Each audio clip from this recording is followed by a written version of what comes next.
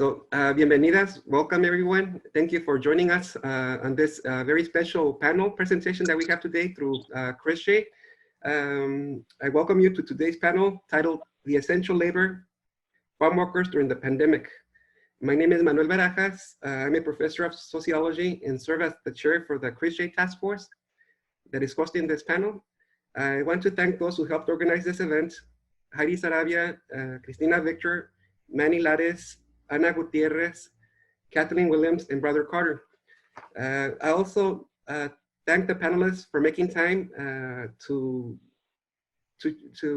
join us in this important conversation. I'm going to give you just a very brief background to this event. The California economy has been enriched by farm workers who have made agribusiness the most powerful and richest industry in the nation and world. California agribusiness employs about half to 1 million workers, mostly undocumented, some documented, and fewer H-2A guest workers. Farm workers make up 1 to 2% of the total workforce in the labor force in the nation. A great majority are Mexicans of indigenous ancestry, many who maintain their cultural identities as Mixteco, Triqui, Purépecha, Otomi, Nahuatl, and so on. In the context of COVID-19, farm workers are essential workers because without their role in the food supply chain, the nation would crumble. No other essential workers in health, groceries, safety, delivery, and so on would be able to do their work without food. However, if farm workers get sick or injured and become unemployed or underemployed, they do not qualify for unemployment insurance or federal aid. The few who qualify for unemployment insurance have already used it during the winter break. Consequently, during the pandemic, farm working families struggle with fewer earnings than their typical poverty wages, and they're not getting the governmental attention or protection they need to stay healthy. To the contrary, the executive administration seeks to further devalue their labor and lives. The federal $2 trillion pandemic financial package excludes farm workers who already lack living wages, unemployment insurance, health coverage, and affordable housing. These essential workers have made California the 5th largest economy in the world. And yet their safety and health are exceptionally neglected. The pandemic reveals a blinding contradiction. The nation recognizes farm workers as essential labor, but denies them equity and humanity. It also reveals a gross injustice. The federal stimulus package directs billions of dollars to agribusiness affected by the COVID-19 closures, but offers no support to the essential workers who contribute to the wealth of agribusiness in the nation. In a more positive direction, the state recently promised some funds to a small fraction of farm workers. But this aid is more symbolic and is greatly limited in reach and impact, considering their essential labor in the $20+ billion industry in California. Today's CRISJ panel will help us understand: 1, these marginalized heroes; 2, their labor conditions; 3, policies that can advance their labor and human rights as essential workers; and 4, information and resources that can help these farm working families. We have 5 panelists, and each will have 10 to 12 minutes. I will introduce each with a very brief biography, and each can further elaborate. At the end, we will have a Q&A period, and if you have a question, please send it via Zoom chat to Professor Heidi Sarabia, who will be presenting them to the panelists, the questions. Okay, I will just read out their names, all of them, and present the first one, give the bio. And then when the other one continues, I will provide a very brief bio. Okay, we have the following 5 panelists: Irene Barraicua, 2, Nuri Rubio, 3, Desirée Rojas, 4, Rojas, and 5, Juanita Ontiveros. So we're gonna begin with Irene Barraicua. She is a public relations communication manager for Lideres Campesinas. Lideres Campesinas works to strengthen the leadership of women farm workers so that they can be agents of economic, social, and political change. to advance their human rights. She is also a co-founder of Integrate Bilingüe Service Center and is a longtime activist, advocate, researcher, and filmmaker who studied healthcare, education, and politics in Cuba and traveled to Guatemala with doctors to help the efforts of Cesar Montes, Fondo de Tierras, to retrieve land taken from indigenous peasant communities. In recent years, she has also traveled to over 25 US states, interviewing farm workers for the National Agriculture Workers Survey. So we're gonna begin with her, and she will have 10 to 12 minutes. And I will let you know when we have 2 minutes left, Irene. So can we start with you? Great, thank you, Manuel, nice to see everybody here, and thank you, everybody, for all your work. So, yes, Lideres Campesinas, as many other organizations dedicated to farm workers and many other essential workers, as well as many people that are already in need before this COVID-19 pandemic occurred. We're also on the front lines with everybody else, right? In terms of reaching the needs of farm workers. So where can I begin? I guess what we have been addressing as an organization was, first of all, we were on high alert when this pandemic, before it became really a big issue. And so we've been always being composed of 14 chapters throughout California. Our first orders from our director, I guess orders, but recommendations from our director was to be on top of the guidelines and the public health department's recommendations. And so I feel we really had an advantage in that sense, just from being on top of this since before February, and nobody knew how big this was going to get. So what Lideres Campesinas really started doing was listening to the farm workers as things were progressing little by little, right? Their concerns and their worries, and how this was affecting them, and what the potential outcomes were going to end up being. And so preparing for how we can all kind of build and grow together, all of the different organizations that are there to help people in order to prevent people running out of food and their stress of not having work. So we've really been kind of focused on prevention. So one of the things we did was we wrote a letter to the governor and to many of the state officials and local county officials, city officials, as well as our fellow allies and friends, just to kind of come together with us and all be on the same page in regards to what needs to be done. And so I can kind of pinpoint some of the points that were made on behalf of the farm worker families of California. And of course, there's still so much more to address, but we figured we would start with 8 major points that Lideres Campesinas focuses on. So if it's okay, I could kind of start with that. So we also, being that we're an organization composed of women farm workers, our board is 26 representatives of women throughout the state, from Coachella to up north to Sonoma and Napa.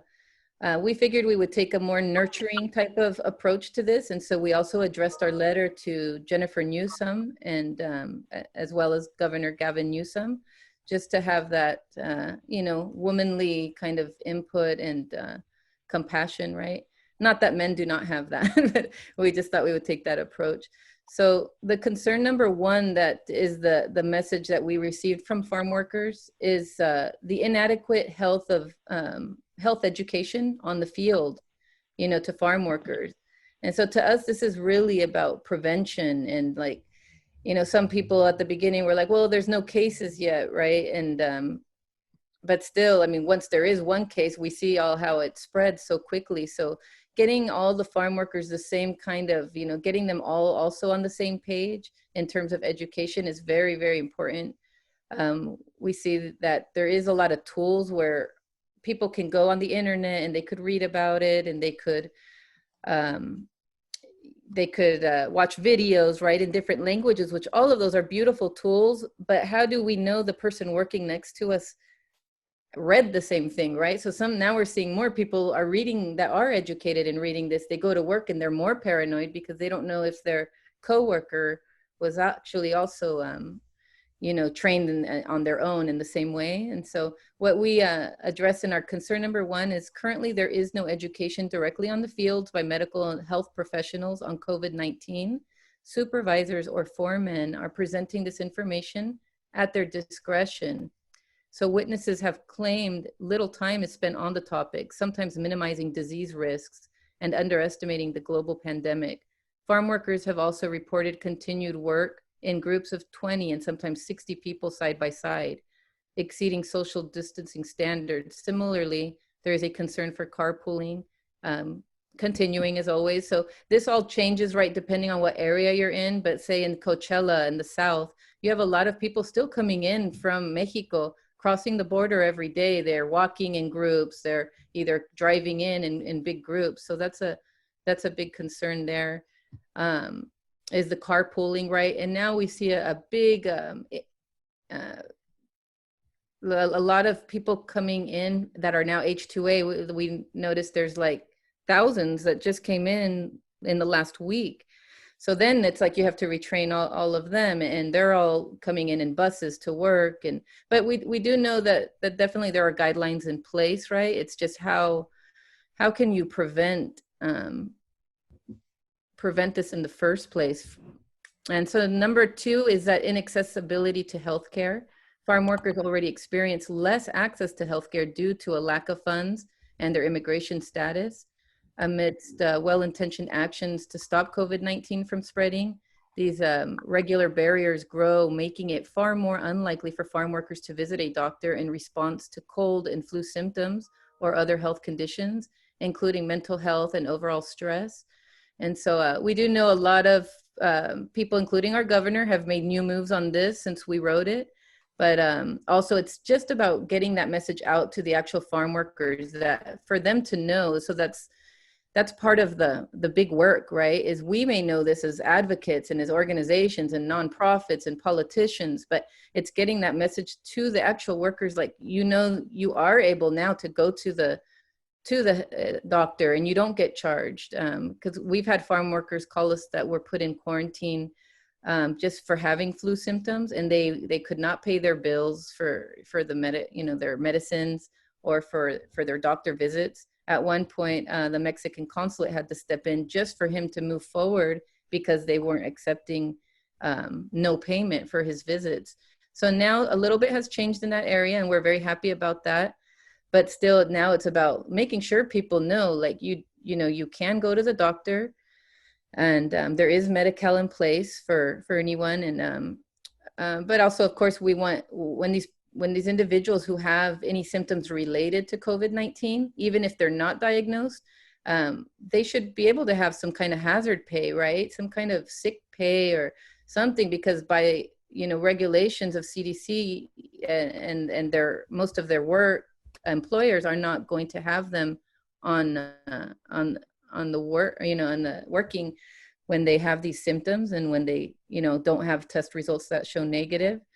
So some kind of compensation is definitely important, because people are being left unable to pay their bills, their rent, their food. And on top of that, it's so much stress.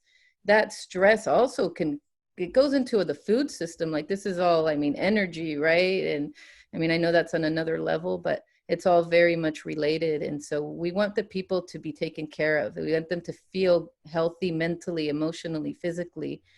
And so we are working hard to just continue to keep people informed, and it's nice we get phone calls. It's just also important to be on the same page, all of us, with all other organizations and allies that could help relay this message, right? To those that don't tend to use the internet or use certain forms of technology that others do. So another point, I don't know where my time is, but I'll focus on also unhoused farm workers. Like we know, this is a public health concern.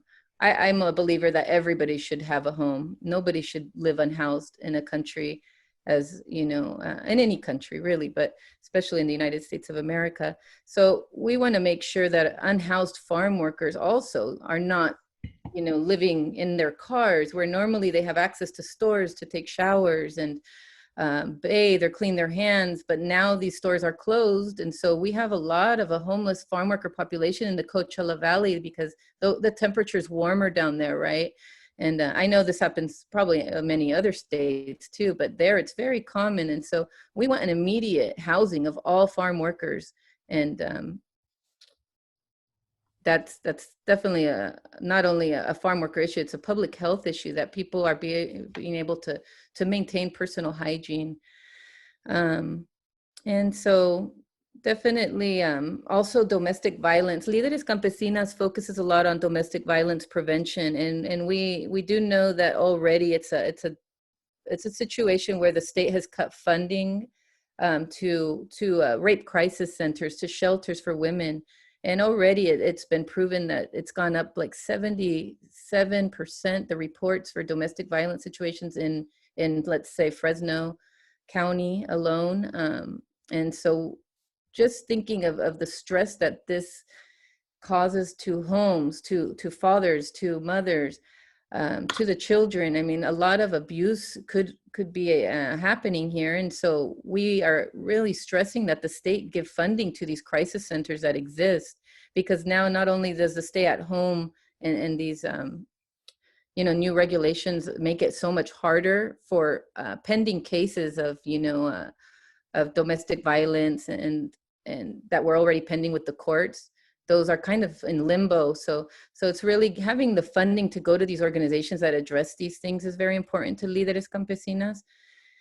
And so yes, we are working hard right now. Is also the focus of sexual violence against women. So we are working hard on the bandana project. So we're trying to get messages out there related to COVID-19 as well. And pretty much that's, kind of sums up a bit of what Lideres Campesinas is doing. We're involved in a lot of task force groups along the coast and in the Central Valley, just working also with, as much as we can to be advocates for farm workers with farm bureaus, representatives from the agricultural industry, because this right now is really the time to build those bridges, right? It was necessary a long time ago. And right now, I think I'm very happy that this communication is becoming a trend. And so we're here to definitely work with all of you and continue la lucha.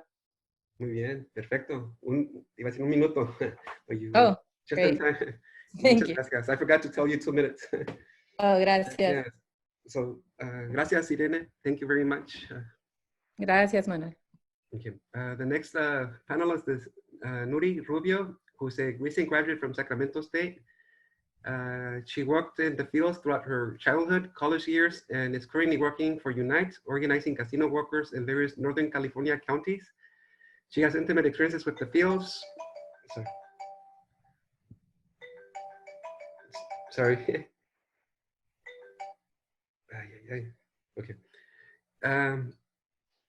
She has intimate experiences with the fields. Her family still works in the fields. Her insights of the lived experience in the fields and current conditions will give us a good understanding of what's going on in her immediate social circles. Gracias, Nuri.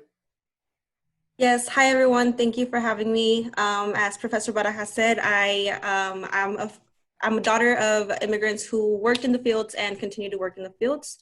Thank you for having me. My name is Nuri. I'm currently an organizer with Unite Here, Local 49.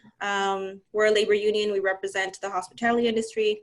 That's including the restaurants, casinos, hotels, food service, and the airports.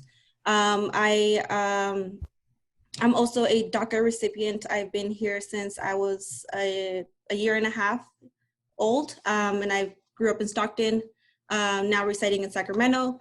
And growing up, both my parents working in the fields, working 10 plus hours a day, 6 days a week, leaving only Sundays off to spend time with my siblings and I, giving us very little quality family time.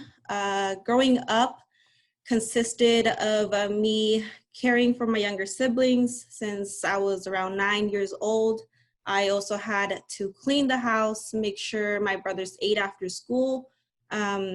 Overall, this created a very stressful childhood for me, since I was a child caring for my siblings myself, because my parents had to spend long days out in the fields working to make ends meet.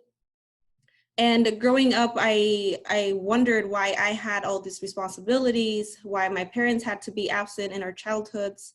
So I got curious, and I decided that I needed to experience what it meant to work in the fields and to see why my parents were always tired and with very little to no energy after work.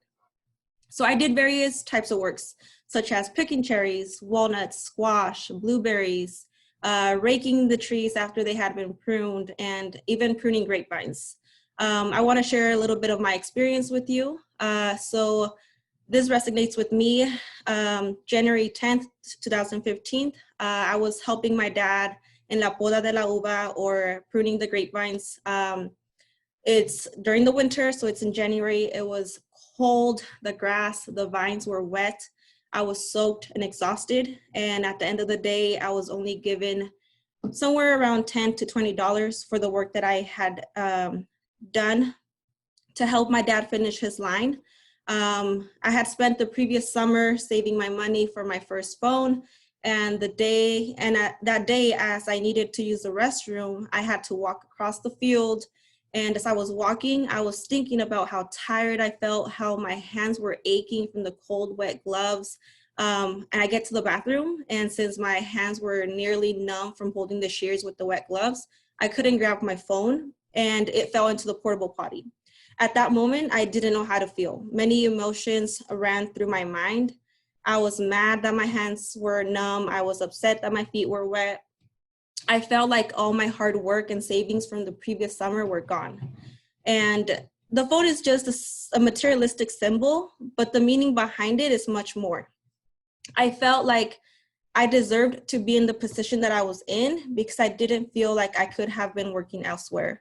This scenario plays out many times throughout the community of farm workers, where over and over again, we work tirelessly to save and strive for the American dream. And then multiple obstacles come our way. For example, now COVID-19, with their life savings, vanishing as time goes on. And once again, we feel like we have to start over and over and over again. I could have left after my first couple summers, once I had the experience that I was looking for to fulfill that understanding during my childhood. However, I kept going back every summer and every winter because I got stuck with the idea that I was not skilled to do any other job. And oftentimes people think that farm labor may have the conception that it's an unskilled job. Us here, however, we know that it's completely wrong. It requires a lot of skill to do the jobs out in the fields. Several times I felt like I was not capable of leaving and looking for a different job, again, because I didn't feel qualified. And don't get me wrong, I loved working out in the fields because I was surrounded by amazing people who inspired me and pushed me to get a higher education. And to find a job that would enable me to go back one day and to help those that kept working. Throughout our community many times go through the exact same feeling that I went through, where we feel like we could be doing other jobs, but we fear of speaking up about what we deserve, and that holds us back.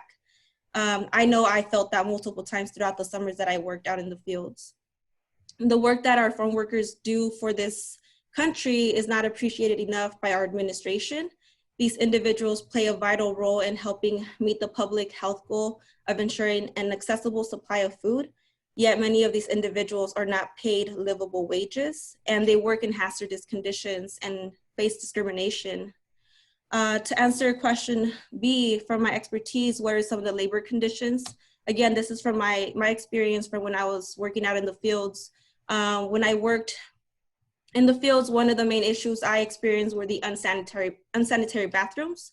During the time I worked throughout the summers in the fields, often the portable potties would be unclean for a couple of weeks or a couple of days. And during the summer, when the weather is above 100 degrees, I could smell the portable potties. I wouldn't want to use it, and I would rather wait until I would go home. I would go hours without using the bathroom, to the point that one time I did get a bladder infection. With that, access to clean water to wash your hands was also an issue we encountered. Since the portable potties aren't clean as often as we would like, the water also isn't refilled in the water station to properly wash your hands. And this goes back to what Irene was mentioning, prevention is key during this time. Again, there are policies that can essentially require the contractor to provide a clean and safe bathroom. But in my experience, throughout the years I worked there, I never saw anyone enforcing any of that. And if there's no one enforcing these regulations to ensure we have clean and sanitary preventative care, then we're not getting anywhere at all. As an organizer, you know, in our shops, we have union contracts, and just because it's written, it doesn't mean it's gonna happen. A contract is just a piece of paper, unless the workers are organized and empower and try to enforce what's within it. If not, then nothing's gonna happen. Many times I was scared to ask when the next time the portable potty would be cleaned, because if I did so, I believed I would lose my opportunity to come back and work the next summer and the next winter. And just like me, workers should not feel fear to speak up about what they deserve, especially now a clean bathroom is a basic need during this pandemic. To answer question C, given farm workers classification as essential labor, what are some policy recommendations I have? As we've discussed, farm workers are considered essential workers. They are risking their health to ensure that we have access to fruits and vegetables. Farm workers face numerous challenges to protect themselves and their family members from COVID-19 due to their working conditions. These conditions could easily go to the spread of COVID-19 and could potentially result in transmission to dozens and potentially hundreds of workers. Farm workers also play an important role in food safety, and therefore protections are needed to assure the safety of our food supply and of their own as well. We've all heard of what Governor Newsom announced on Wednesday about the disaster relief aid for working Californians to provide financial help to undocumented immigrants impacted by COVID-19. I think we need more than that as well. We need a policy to strengthen the rights to organize in California. In United States law, workers are guaranteed certain labor protections to ensure decent working conditions. However, these protections have not always been guaranteed. Most farm workers lack basic labor protections such as workers' compensation, health insurance, and disability insurance. They lack protections from joining unions and engaging in collective bargaining. And once again, we may have different proposals, but if they're not going to be properly enforced, then that's not going to do any good for our workers. What we need is farm workers to be empowered to fight for what they deserve. And lastly, what are some of the resources that I can share with farm working communities and our allies? Like I mentioned, I've been an organizer with Unite Here for the last 3 years. And my main goal is to seek collaboration with other organizations and build movement from there and build power together. With Unite Here, many of our members are immigrants or come from a family of immigrants, many of whom are women of color. And much of my time with Unite Here, I've spent working with citizenship, helping and training volunteers to fill out the N400s. I myself am offering to train and collaborate with other organizations to teach people who are interested in organizing. We need to organize bottom up and teach workers how to take control of their shops. So if people have questions about organizing, I would love to connect with you. One of my immediate resources I can offer would be our website. It's uniteherelocal49.org. We're constantly researching for resources for our members.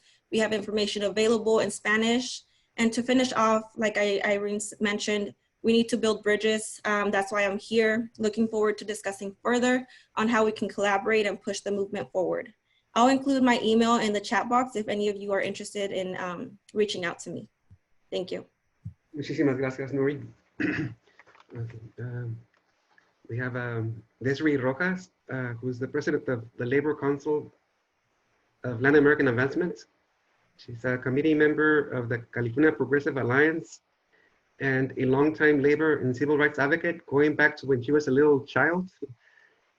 She and her father, Al Rojas, have been involved in a transnational boycott of Driscoll Company and in support of farm workers from Baja and Alta California, Oregon, and Washington. So thank you, Desirée, for making time to participating in this panel. Seguimos contigo.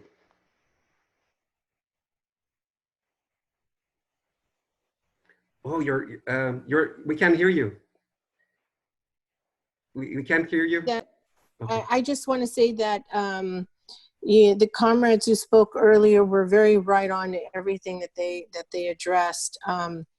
Being the president of Labor Council for Latin American Advancement, Sacramento chapter, means that we are a coalition of unions, and we are a labor organization tied to the AFL-CIO and Change to Win.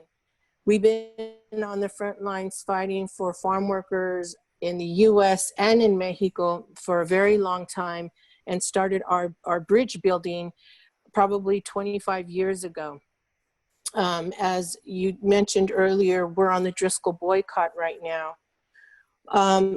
There's a lot to talk about, but I first want to open up and start with our recent work with a letter that we also wrote to the governor. And I know a lot of people are writing letters to the governor, as they should, but we felt it was very, very important to outline our concerns based on the work and the organizing that we're doing right now, even nationwide in the United States, with talking to workers, essential workers from various classifications who are right now being attacked. We're living in a remarkable time and a very emotional time when we should be seeing more support for workers, the working class, and for poor. But we're actually seeing essential workers, which when we say essential workers that have been identified by the federal government, we're talking about hundreds and thousands of different classifications of jobs, technicians, nurses, farm workers, delivery, Desirée, people who do classes. can you get closer to the microphone, please? Is this better? Is this better? Yeah. Okay. So there's a lot of essential worker classifications, and in these classifications, the workers that are right now holding our nation together, of course, farm workers, they're under attack. They're literally under attack. This is a genocide of what's happening right now in our country. To see what's happening in Detroit, New York, this diabolical president who has done nothing but actually remove the rights of workers and try to squash workers is absolutely horrible. I mean, we all know that right now he wants to cut the pay for farm workers, right? So LACLA decided to write a letter. And in this letter, we talked about some very key issues that I'd like to address.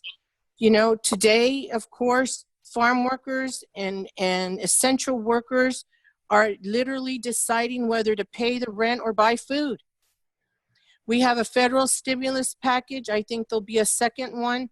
But in our letter, we have demanded that the governor, we've pleaded with the governor, that being that California is the 5th largest economy in the world, we want to expand on the fact that California not only feeds the U.S., but the exports coming out of California is so significant that we're feeding the world. A lot of our export is going into Canada. And who is picking the vegetables and fruits behind this global export? It's farm workers. So what we're talking about that we need to really, really hit home on this is that this is 100%. This is a national security issue. We're talking about food that's feeding people and that's making it on the tables of people. And so in our letter, we address this, and we're saying this is a matter of life and death. We are living in a pandemic, a global pandemic. And California's economy and people are at risk. Farm workers are at risk. And so what we're saying is that, when you have Congress earmarking billions of dollars, over $20 billion to agriculture, and none of this is working its way into the hands of farm workers, then we have a big problem. Then we have to start addressing this at the California level, which is why we've demanded that Governor Newsom, create an emergency stimulus package that would help farm workers, immigrants, and people who have slipped through the cracks of not being able to get this federal stimulus money. Now, we all know that he just passed this, what we call an emergency fund package, but this is not an emergency relief package that will be in place for a long time.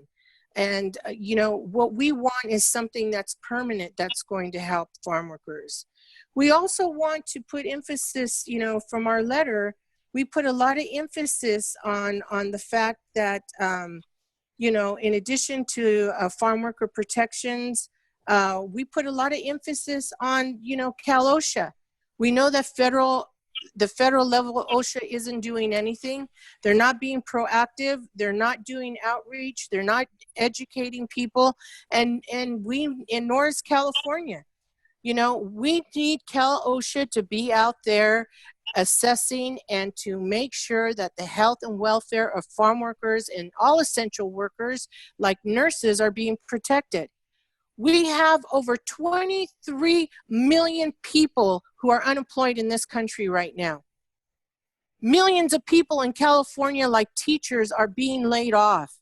We've asked the governor to create a program, an emergency program that would hire these laid off workers into Cal OSHA as Cal OSHA agents, at least 1,000 of them in California, to go out to each class of essential workers and to assess each job site and to make sure that farm workers have the equipment that they need, the body protections, the hand sanitizing, the bathrooms, and their essential needs. We can't wait for health care. We know that SB 562 has been frozen. We've been fighting that through LACLA and many organizations, and Poor People's Campaign out of Sacramento and Yolo County. But we need health care, universal health care in California right now, which would have included farm workers, immigrants, and everybody, regardless, into this program. But it was frozen by Anthony Rendon out of the Democratic Party with the Democratic Senate Assembly and a Democratic governor at the time, Jerry Brown. So what we're saying is we cannot wait for health care for all. We need it now. And we also need Cal OSHA to step up. We need more Cal OSHA agents out in the field to assess these jobs, to be able to measure and assess if there's any kind of works or labor violations. Food is a national security. And what we're talking about is fair wages for farm workers, health care for all, housing for farm workers, child care, hazardous pay. We're talking about a real stimulus package that is going to include all of this. We know his 75 million taxpayer matching fund to these other donators is great. It's a step in the right direction, but we want more. We want to see more actions in place, right? And so in doing that, through this COVID-19, there's no better time than to get Cal OSHA working for the people. And that's the bottom line. The other issue that we addressed in our letter, which we feel that is extremely important, is also the Mexican workers across the border. We've been doing a lot of organizing with Mexican unions, and I can tell you right now that there are factories right now where workers are walking off the job because of safety conditions, just like over here. We're getting reports through meetings that workers, essential workers out of New York who are delivering packages are being told to report to work with fevers. OSHA of that state should be on the front line protecting those workers along with unions. And when we're talking about unions stepping up, we're saying, you know, this has to happen right now. You have UAW in Oakland right now. You know, just before everyone had to you know, stay indoors, they were out with press conferences saying we have a serious issue about health and safety on how to work on site with COVID-19.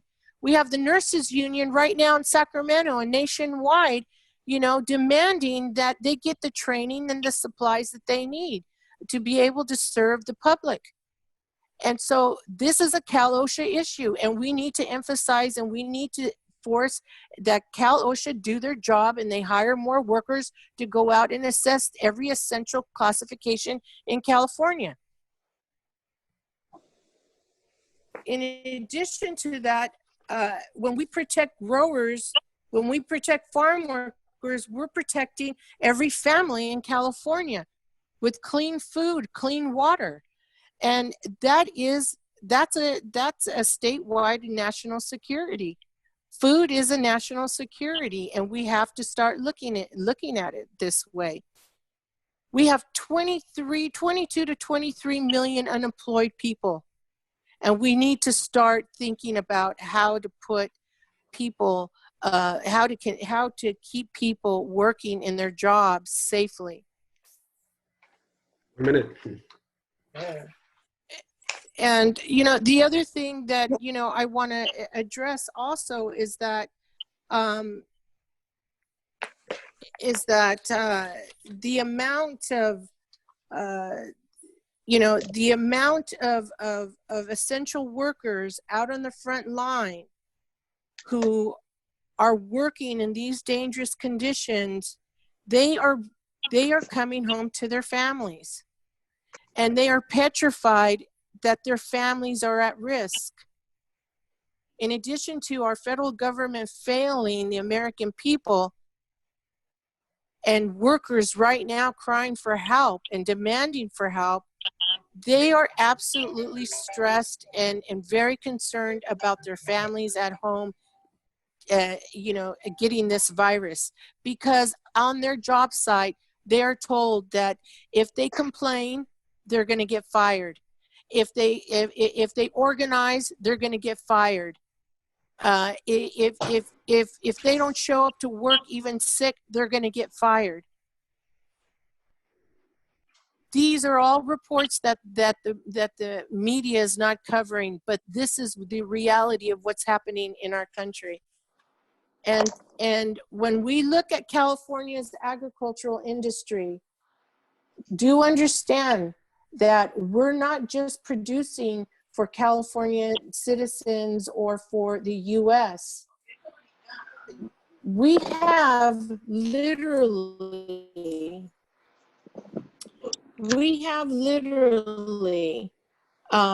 our largest, Canada and Mexico are the largest two suppliers of the US.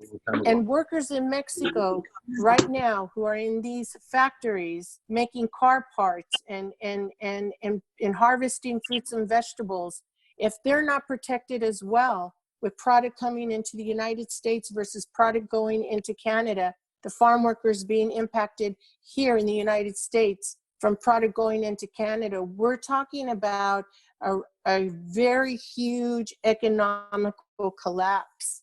So taking care of farm workers, making sure that they have the needs, the emergency assistance, that they're being paid hazardous pay, they have health care, they have housing, and their needs are taken care of, means that we are a stable California and a stable nation. Gracias, Desiree. Thank you. Powerful point.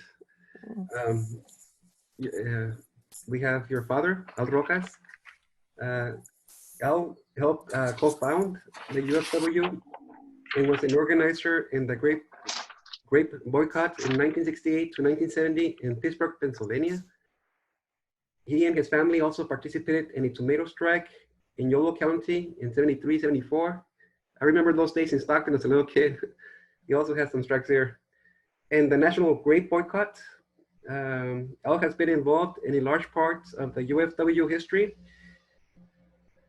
And he has been a longtime labor and civil rights leader and advocate in the Sacramento region. So, Al? Hello, can you hear me? There you go, Gramps. Okay. Welcome. Okay. Al. Manuel, can you hear me? Yes, we can hear you. Okay. Okay. First of all, I want to thank everybody who's on the line. And I want to thank you, Professor Barajas. I've known you for many years. I just want to thank everybody's comments, because I think a lot of you were on point in regards to the whole issue, which is a huge, huge concern to all of us, especially the whole issue of networking with one another, which is extremely the sound is not coming out very clear. Is there a way of getting closer to the speaker? Well, I'm on the phone. Okay, muy bien. Ahora sí. Okay. I'm not going to repeat what I just said, but I'm just going to say thank you for inviting me and my daughter, Desirée.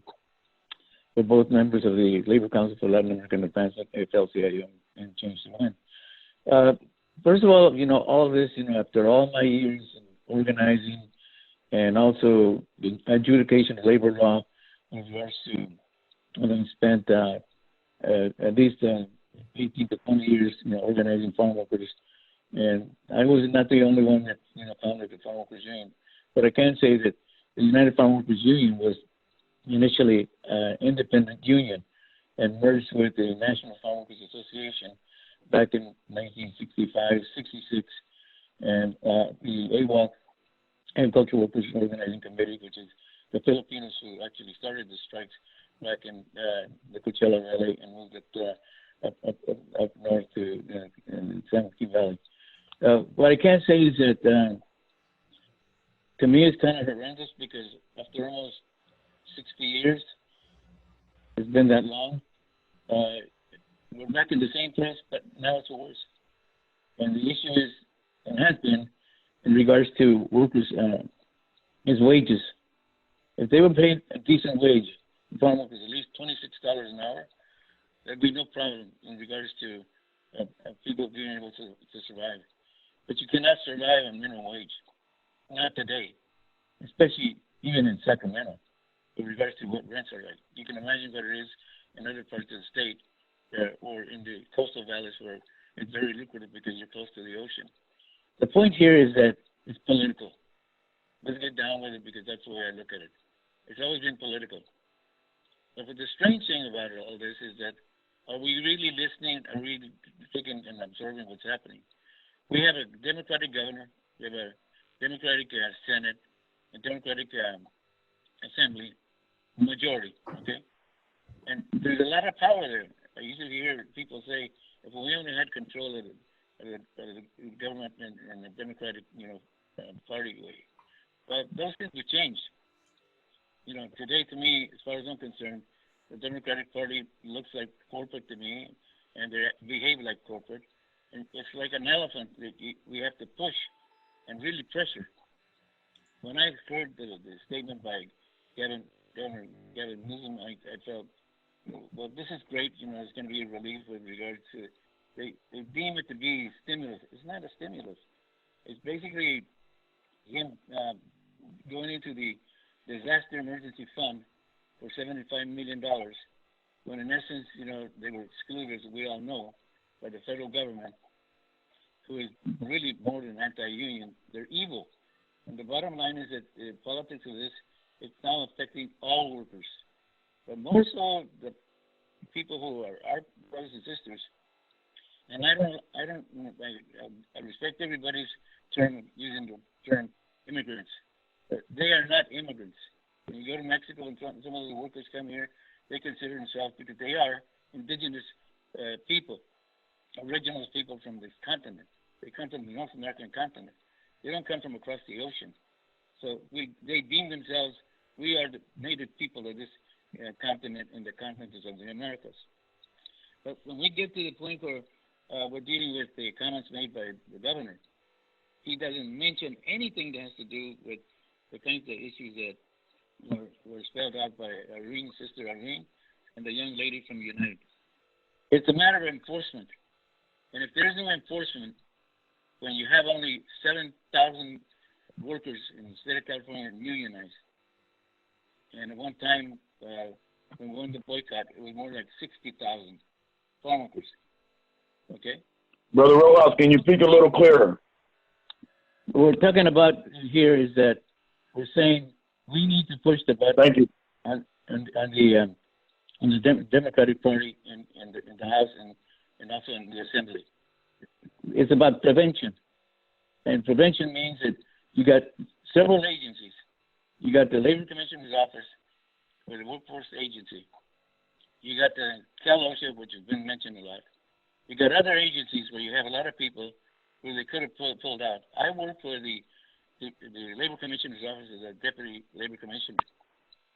And with that 23 years, I was able to see what, inequities and some of the corruption that was happening with regards to when the politics of the growers would call in and say, we don't want you to come in and enforce the law. Literally. And they would tell us that in our staff meetings. So that burned my mind and my heart with regards to, and this is an agency supposed to defend and protect workers? Absolutely not. And that's the case now. When we have to do is be able to read this and say, no, Mr. Governor, this is not enough. The stimulus program has got to go through the Assembly and the Senate, and you sign the bill. We're talking more like maybe $1 billion. He himself said and stated in a statement to the people of California, the undocumented community has paid taxes in the amount of $2 billion and a half. Taxes. And they're not getting any benefit back as it relates to some kind of payback with regards to the hard work and what they earned. Okay. So the question here is, what do we do? Well, we fought like heck with the 562, and it's the same government, the Democrats, who denied, working people, nurses who've been denied the proper protections as the farm workers and the undocumented community.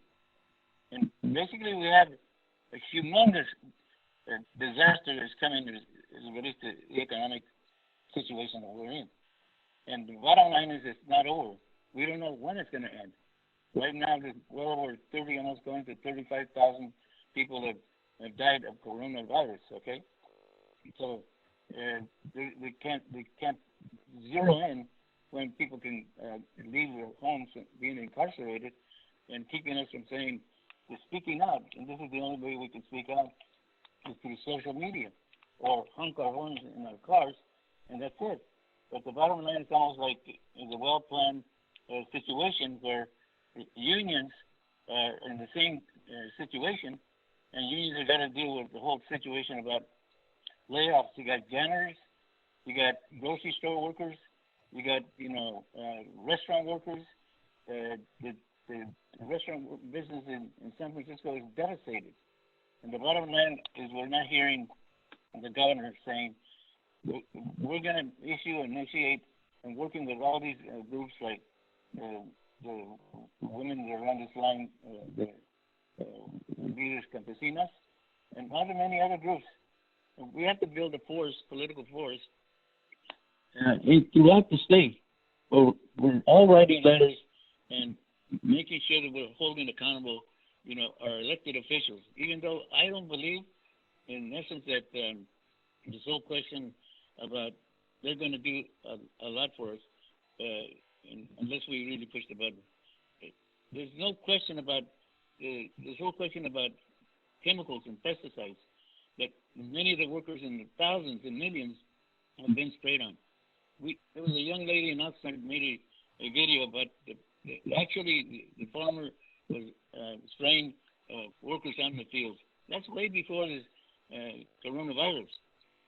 Coronavirus can have many aspects of theories about how this came to be.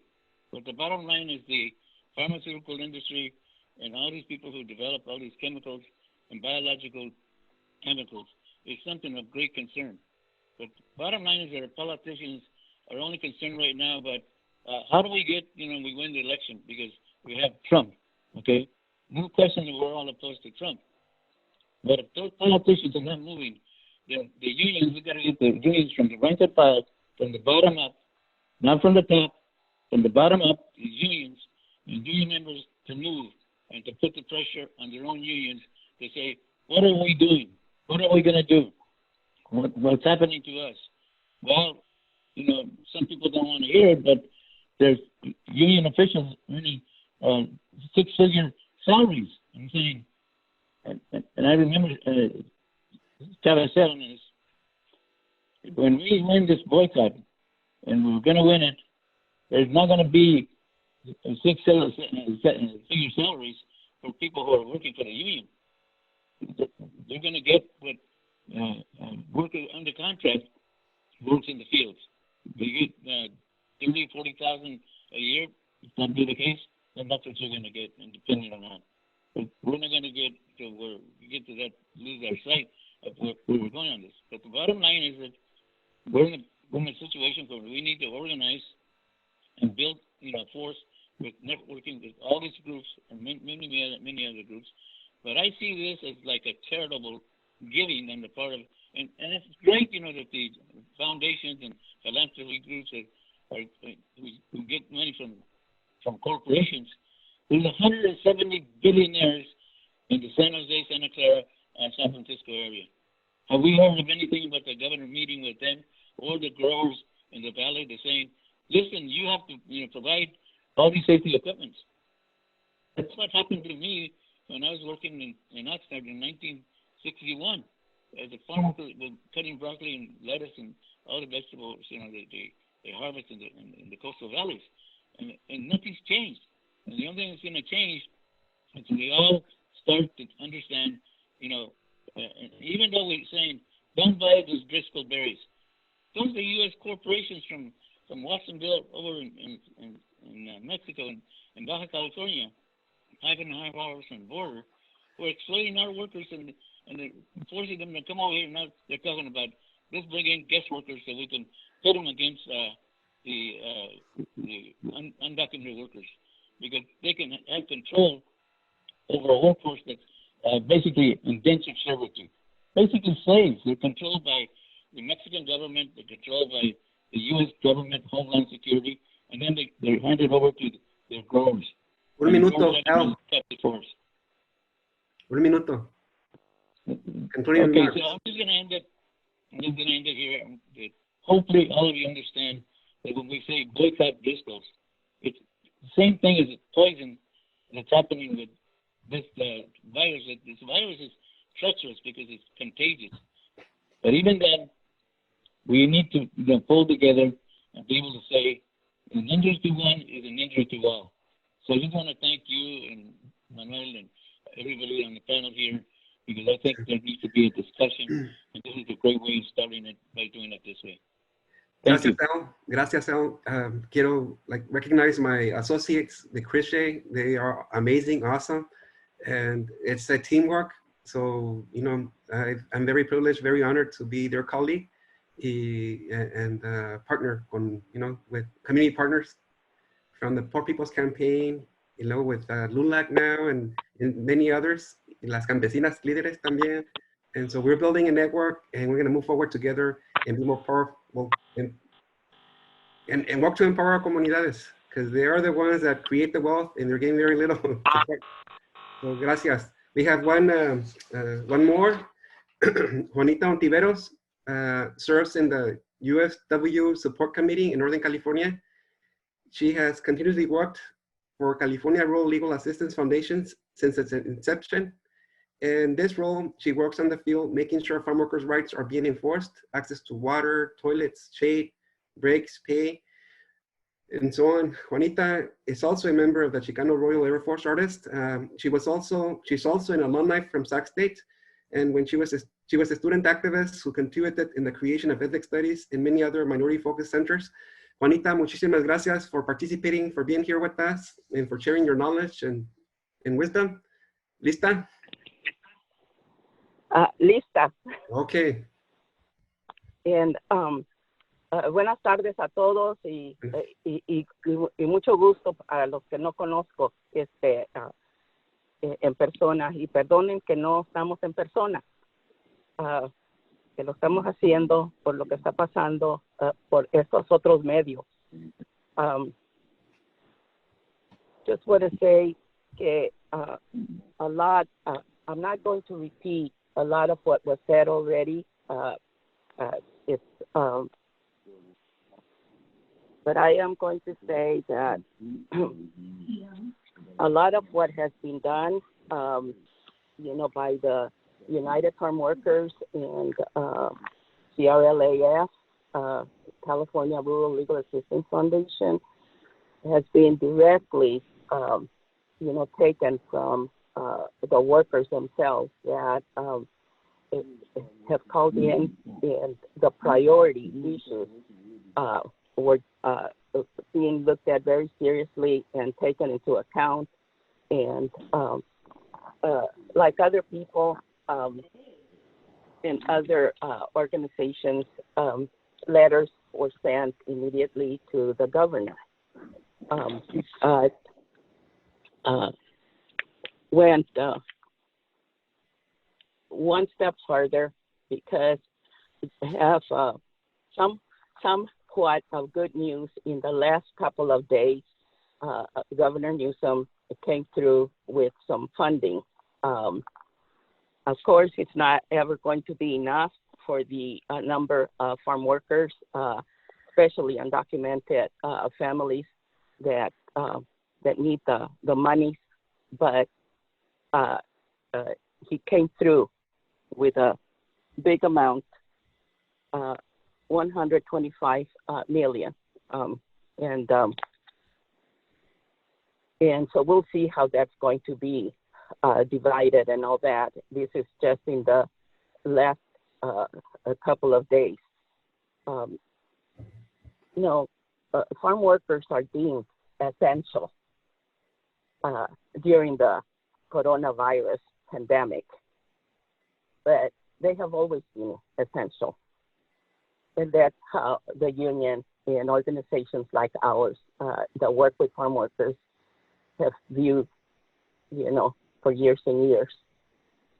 Just before this pandemic happened, we were taking workers trying to ban a very dangerous pesticide.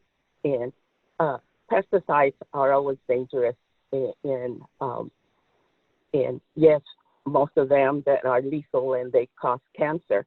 This one not only causes cancer, but it's been tied to autism in children of farm workers.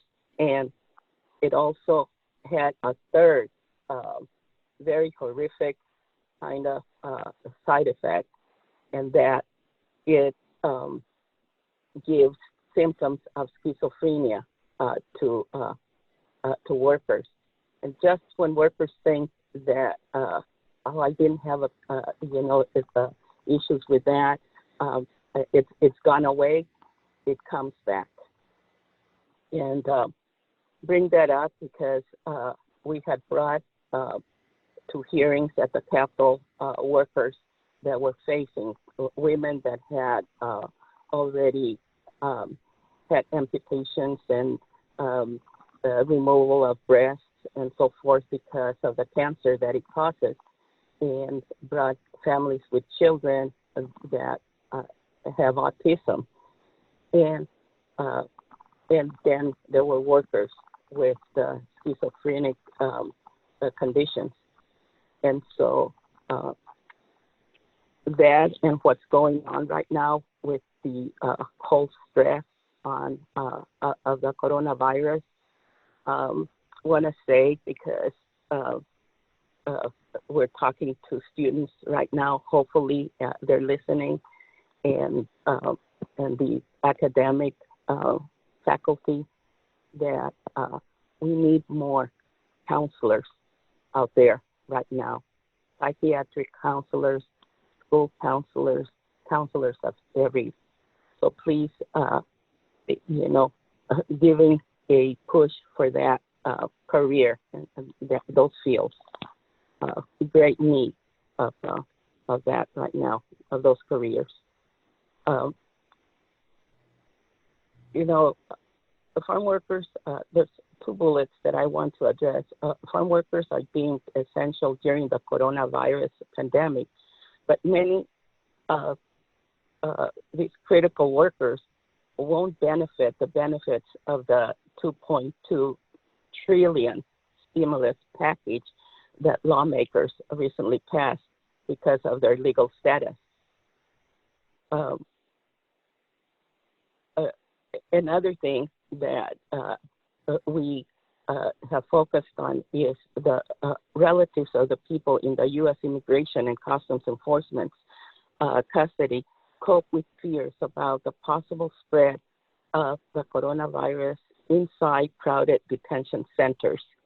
And right now, here in Northern California, we have a huge one, Yuba City Detention Center, where the network that has been working on that, we managed to get 4 of the detainees that were very in danger of being in there and being contaminated with the virus. We want all of them to be released, all of the detainees. So just, I think it was early this week, we had a car rally in front of and around the Yuba Detention Center. Hopefully that picks up in other detention centers, up and down the state. I think that we don't have to have the rallies next to each other, because we want to abide by the directives of not being, close to each other in person, but there's other ways. And so I'm bringing that out there. There's other ways to rally. And this was a car rally, and it worked. And coronavirus, the threat is not just to the health and safety of farm workers, it's to the safety of the whole food supply itself. There are 2.5 million agricultural workers in the U.S., and roughly half are undocumented. As a result, a large portion of this critical workforce does not have wage protections. Many live in fear and some in anger, not always fear, of deportation, and they lack health insurance. A benefit that can mean life or death as the coronavirus spreads across the country. The U.S. government says farm workers are essential workers during the pandemic, just like first responders, healthcare workers, and countless others who cannot work from home. However, because of their legal status, half of all agricultural workers in the U.S. are not getting a cut of the $2 trillion government stimulus package. As farm workers harvest the fresh produce on which millions depend, there are no social distancing protocols in place. That puts them in a difficult position as they are caught between fears of the coronavirus and feeding the nation.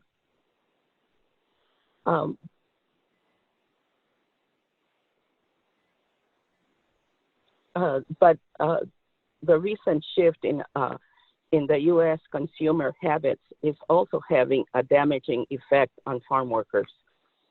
Shoppers are lining up outside grocery stores hours before they open and depleting supplies at an alarming rate, some of which aren't restocked until the next day. Many farm workers spend the majority of their days in the field.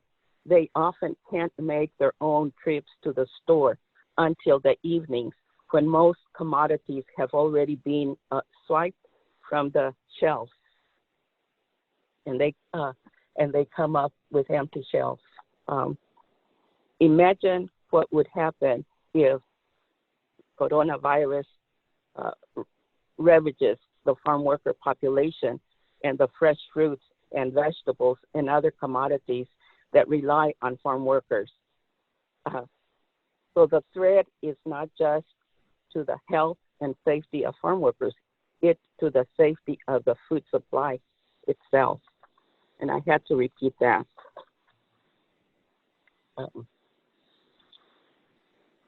So the UFW, like other entities, wrote letters to the governor, letters to Washington. They wrote one letter on March 17th, not just to the governor and the president, but addressed also growers, the agriculture industry itself. And I'm going to read, the beginning and what they received. I mean the growers and agribusiness. Gestures such as issuing letters or postcards affirming farm workers are essential employees do not substitute for real steps to stem the virus. Many growers point to guidance and best practices flowing from trade associations as evidence of industry action. But these same organizations do little, if anything, to ensure 100% compliance by their affiliated members. Given the peril of the pandemic and the emergency in which we find ourselves, plus the urgent need for an uninterrupted food supply, the essential women and men working in agriculture need and deserve nothing less than immediate 100% compliance, such as extending sick leave to 40 hours or more, eliminating 90-day wait periods for new workers to be eligible for sick pay, eliminating required doctor's notes when workers claim sick days, implementing mandatory formal workplace plans to enforce social distancing, protect workers and minimize infections,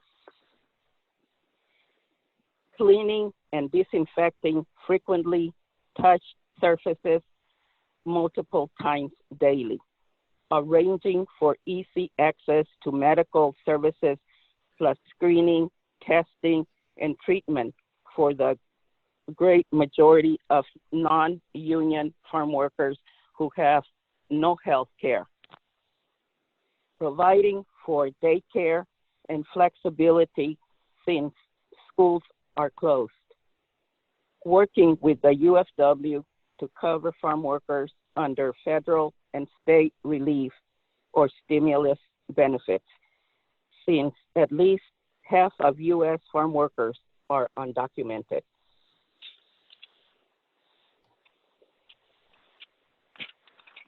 That is something that Muchísimas gracias. that was taken very seriously, and when we wrote to the governor, it said, where were we getting this information? Straight from the workers. This the workers, for example, that come to the migrant camps in and we have many throughout the state. They're open only from March through December. And then when farm work slows down, they close the camps, the labor camps. And so workers either, if they can, they go to other harvests at other places. Some of the workers around here go to the apple harvest in Washington, the state of Washington. However, this year they got confronted with that state of Washington is having their own crisis with the coronavirus.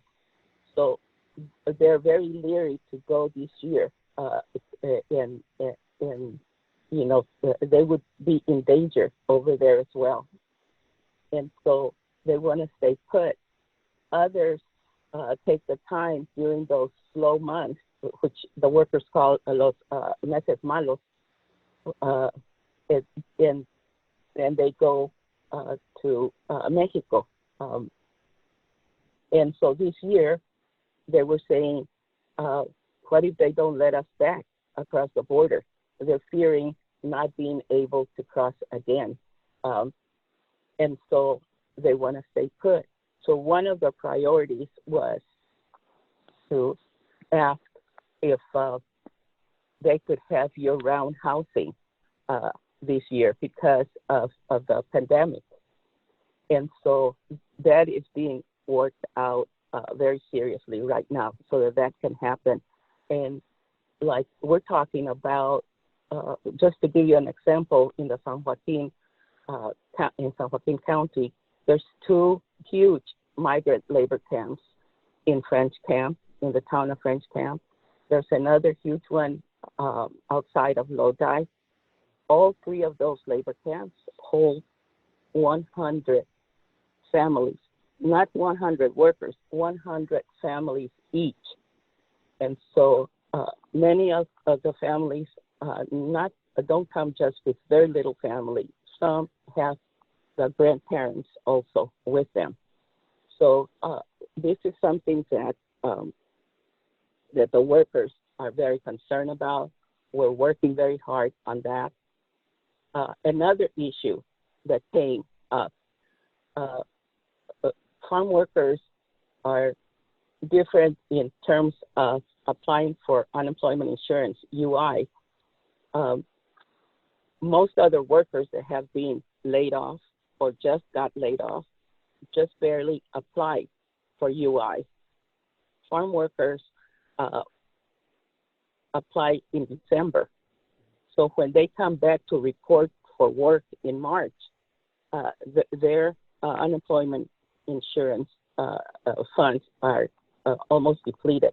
If they didn't receive their last check, they're about to receive their last check. And so they were asking many of the workers when they got confronted with that there was this virus going on, and they couldn't start work because they came to report to work, and they were being confronted that you know, some employers were saying they had to be to wait. Others were saying you know, maybe we can put 5 workers spaced out in one orchard and another 5 in another orchard and another 5 in another orchard. And so they were doing different things, trying different things. Juanita, But yes. Yes. The unemployment that they've depleted, and then many do not can't access it because of the undocumented status. That is very tragic. I recall that in the last New Deal in the 1930s, farm workers, domestics, were excluded from those rights until the 1970s, 1980s. And so now, that's true. Back then, it was a very racialized exclusion. It was mostly people of color doing those jobs. Now they use the concept of legality. Anyhow, we had quite a few people who attended the panel, and they directed some questions to Heidi, and we ran out of time. So maybe if we can spend just 10 minutes, if people are able to, and if you can select some questions. let me Yes. address that. Yes, and that's very true. And because those workers that are undocumented, they pay into the system from their checks. They're deducted UI and they're deducted Social Security. Yet they can benefit from those. But that's exactly why we address that with the governor, and that's why he just released this 125 million to start with. Sí, muy bien. To start with that, to address. Expanded. Muy bien. Yes, and he's targeting the undocumented workers on that. So the letter in this, I'm gonna share it a really brief letter that the UFW wrote. It says, UFW Governor Newsom order on paid sick leave vital in protecting farm workers, farmers, and the food supply. And it says, United Farm Workers President Teresa Romero issued this statement following announcement of Governor Gavin Newsom's executive order on worker sick pay. And this just happened, in the last couple of days. So he's working on all of the issues that we put together in a combination letter. And so Governor Newsom's executive order on paid sick leave is an important step in controlling the spread of the coronavirus in California's farming communities. Farm worker families and the families of farmers work, play, shop, and worship together. Protecting these small, tight-knit communities is vital to the protection of our food supply. The United Farm Workers will work with both state and agricultural leaders in making the executive order operational. And that's on sick leave, okay? We're also working on the Health for All and to open it up. Let's say, yes. So all these points that the workers wanted. Mm-hmm. Another thing is safety. The safety. A lot of farm workers are working, but they don't have masks. They don't have gloves, protective gear, and so that's another thing that we're working on right now. Juanita, we ran out of time. Yeah. I apologize. We ran out of time. We're supposed to have 20 minutes for question and answers. We are at 1:30, and some people have to leave. So I'm going to ask Heidi Saravia, Professor Heidi Saravia, whether if she has a couple of questions that are directed to the panel in general from the attendees.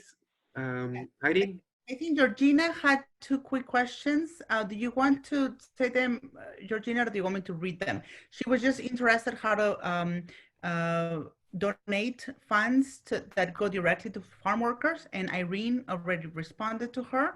But her second question, addressing Juanita's sort of issue that she brought up about counseling. As a student of counseling at Sac State, where could she go to volunteer? Okay, excellent. And just one more question that somebody emailed to us that said that why are farm workers having to work to survive and not being provided proper protection and economic help during the pandemic? He said because their jobs are considered essential service. Yes, well, it's very evident that historically farm labor is closely related to the concept of slavery. And people of color have always done it. And we have an unfair system that has historically devalued specific racialized occupations, domestic work, farm labor, service work, and it's been historically continuous. It's very normalized. How can it be that 1% of the workforce feeds the rest of the 99%? And yet remain in poverty conditions?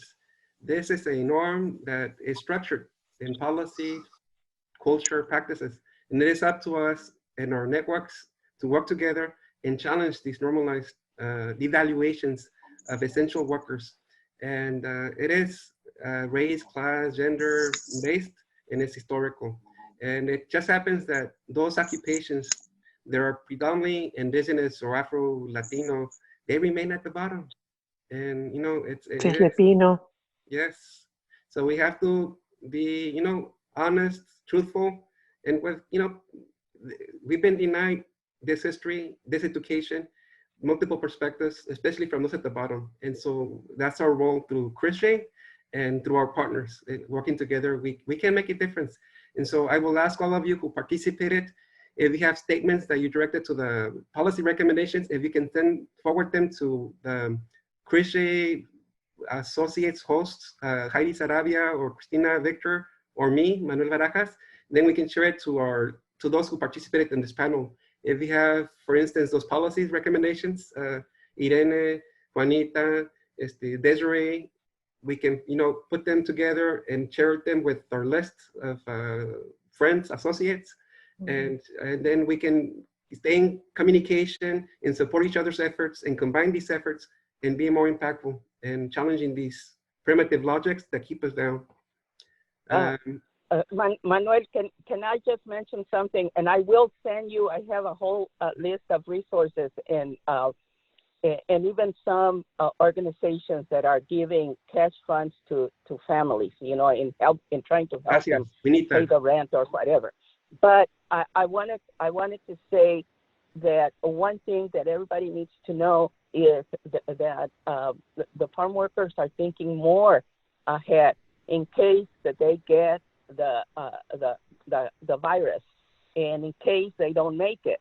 So I want to tell people that, for example, the Consulado Mexicano has two services that really are not broadcasted, you know, enough. But one of those is the Ventana de Salud for health resources. The other one is a burial services.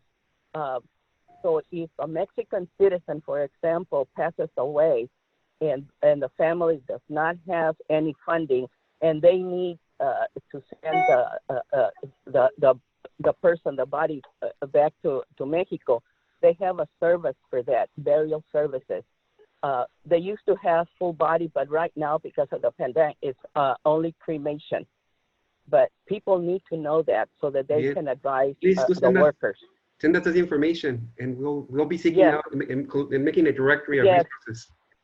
The other one that's highly important is planification of families. So if something happens to them, they want very much to know if there's a legal document that they can leave behind where their children do not get picked up by CPS, you know, that they will go to whoever they designate on that document that their children can go to, you know, and so that becomes like so important for organizations to know. And there is such a family planification document, and we can help with that. So if you want to hear more about that, do a presentation just on those issues, let us know. Today was a first piloted CRISJ panel through Zooming. We've never done this before, so it's a learning experience, and we've learned a lot. And we're very appreciative to the panelists, to Irene, Nuri, muchísimas gracias, Desirée, Al, y Juanita. And I hope we can do something like this in the fall, just like continue it and bring us face to face in a more powerful way if we're able to, or else we'll continue this you know, distant way of organizing. But I want to thank everybody for making time, for helping out, for being supportive, and stay in touch. Y muchas gracias. Anyone wants to, of the panelists, any other remarks of those of you who who presented early? Irene? I'd like to add something, Yes. Manuel. First of all, I want to say thank you again very much, and to all the panelists and everybody who is online.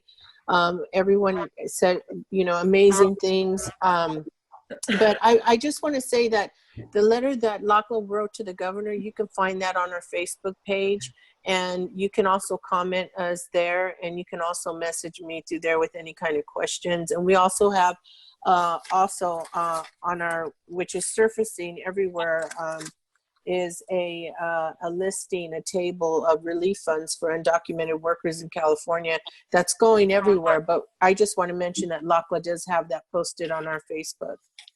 Gracias, Desiree. Luego we have Unite también. Unite. We can seek out there. Okay. This is Brother Carter. Brother Carter, yes.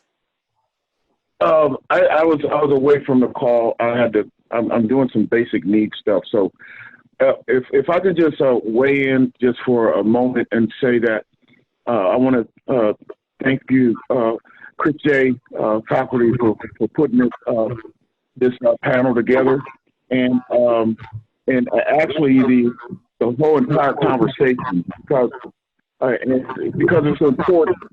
Right now, we look around the country, this country, and everything is being put forward before we can get to the point to where everybody has been tested, and especially when it comes to the minority community, Black and brown people. And what I think we should do, not let this end here, but take this panel and everybody that is on this call, and let's stay together and turn this in and find a way to where we could turn this into a town hall series or something like that, to where we stay on this page. Because with the Black community, I'm working with the African American community, we are working on a town hall series to continue, because we want to make sure that our people, before the end of the day, are tested. We don't want them to run away from these issues of making sure that we're okay in this process. They're taking care of their folks, but they need to take care of us. You know what I'm saying? And we also need to take care of ourselves in demanding that they do. So I just wanted to emphasize that. And then the other part is that we need to make our demands, you know what I'm saying, to a continuance to not just to the governor, but also to our civic leaders, the county, all of these folks, because it's important. The president wants to move forward and say, let's open the country back, let's open the nation back up. The governor is trying to move in certain places to open it back up. But no, we can't open until everything is right for us. We're not going to be the people that, sacrifice our lives for them to live. We have a right to live too, but we have a right to live under the right conditions. And that's to make sure that we are treated too, that we know too that we're not stuck with this virus. Our children are not stuck with it. Our family members, nobody is stuck with not knowing if we have the virus or not. And I just want to put that out there, because I think what we did today holds a beginning, not to prolong and say we'll wait till the next time. Let's see how we can do a continuance of this, because it's important to us. The urgency of now is now. Now, yes. Thank you. You know what he just said is so important to mention. Just on the testing and testing of farm workers, one of the suggestions, many of these suggestions come straight from the workers, and not only do they say about what is needed, they also give suggestions on how to solve things. And one of those was in testing and getting food. They heard some time ago that on Univision that the governor wanted to use the National Guard in some way to help in this coronavirus epidemic. And so they right away had suggestions. They said, why doesn't he send the National Guard to bring us to the labor camps the bags of food that would be less dangerous for everybody instead of having farm workers go stand in line to get food bags in an urban area and expose their children and themselves when they don't have health care. And so they said that would be a very good use of the National Guard. And says, and also, why don't they come, the National Guard, and do the testing in the labor camps instead of the workers having to go and stand in line again, you know, in an urban area, getting exposed and getting endangered. And so we voiced that. Yes, we voiced that to the governor, and he's looking at that, you know. And if he doesn't use, if he doesn't use the National Guard, he can create new jobs with people that will do that to go and deliver, to go and do things like that for others. It's all out in you know, on the table now in terms of the creation of new jobs for people that have been laid off. Manuel, I'd like to interject on that. What Juanita was just talking about is that, you know, going back to Cal OSHA is it.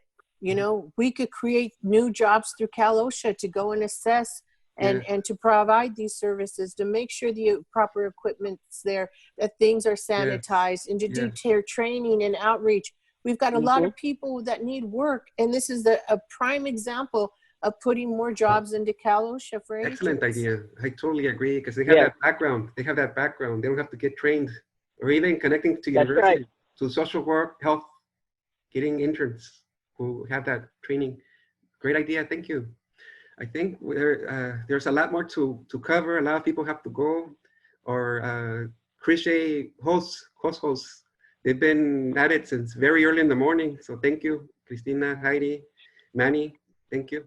I think we'll stay connected. I don't think a lot of us want to leave, but many do have other things to do. So muchas gracias, many thank yous. Abrazos, best wishes to all of you. Take care. Can I just say Aviva? Can I just yell Aviva here? Aviva, go for it. Que vivan los campesinos, que vivan los campesinos. Que viva la Unión de Campesinos, que viva la UFW, que viva CRLA Foundation, que vivan los artistas, y que viva este panel. Y es un esfuerzo que síganos para el futuro. Gracias, Juanita. Sí, con eso, pero también que hasta la victoria siempre. Y hasta la victoria. We have everybody's email address if you're pre-registered, and so I think we're probably going to continue this conversation beyond the panel, because there was a lot of interest in continuing with these sort of like Irene, Nuri, Al, Juanita, muchísimas gracias. Gracias, Manuel. Gracias a ustedes. Gracias, Manuel. Cuidan mucho. Stay strong. Saludos. All right, God bless everybody. Stay safe. Thank you. Con permiso, pues.